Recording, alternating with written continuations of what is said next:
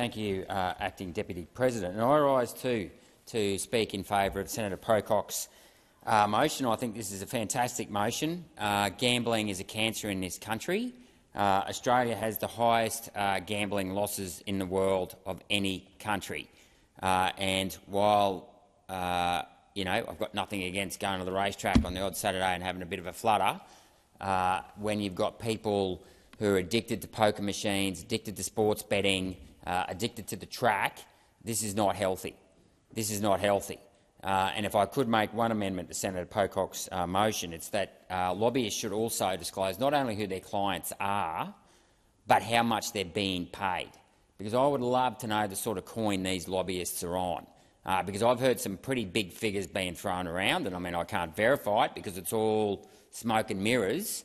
But it's they talk about the banality of evil, but the fact that we actually let these lobbyists in, and when I say these lobbyists, I want to be careful when I say this because there are, and I know the Isolated Children's Fund, they come down here, they're volunteers, they're good people.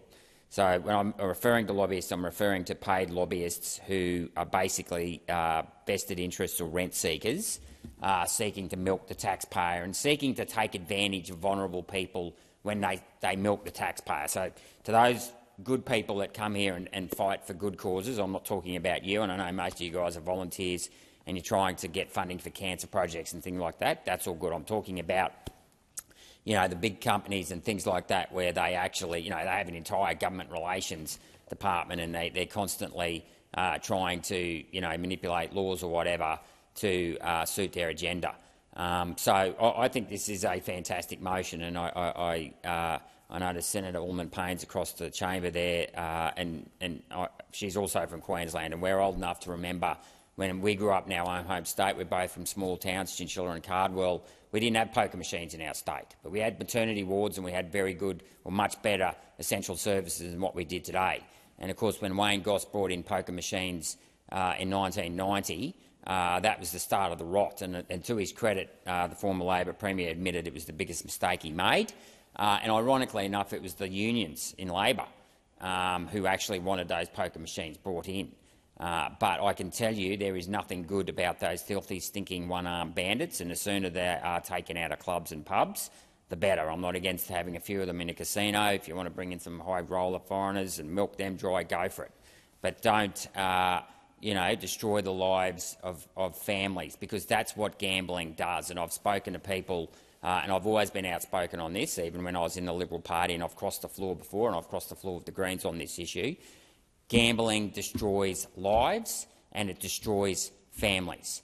And families, have lost everything because one particular person has been addicted to poker machines or some form of gambling. And I can only think this online gambling is even more insidious, because you don't even have to leave your home to go to the pokies or whatever.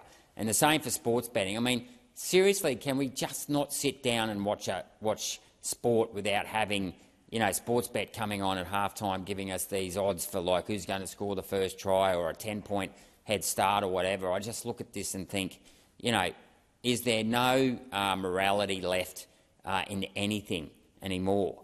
And whoever allowed, and actually I think I can remember one ABC, Alan Collier used to do the economics report, and it must have been around the early 2000s when there was a sudden jump one quarter in the GDP, and it was because effectively online gambling online gambling had been allowed to come on. And of course, economists, being economists that they are, don't actually distinguish between good spending and bad spending. They just add everything up and say, well, we've got a growing economy.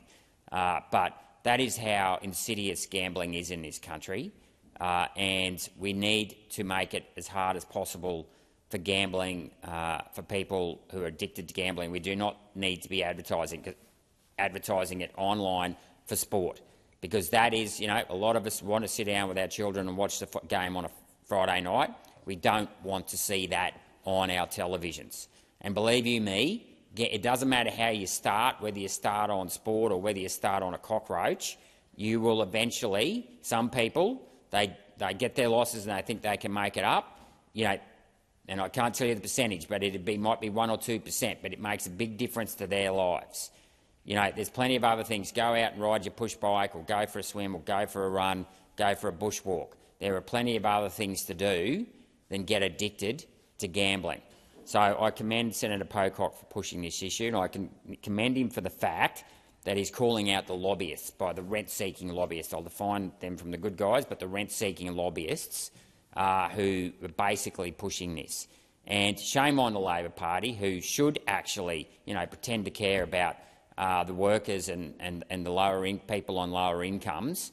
If Anthony Albanese, the Prime Minister, was serious about actually, fighting for the workers and fighting for people on the margins, he would kill online gambling and advertising for gambling stone cold dead.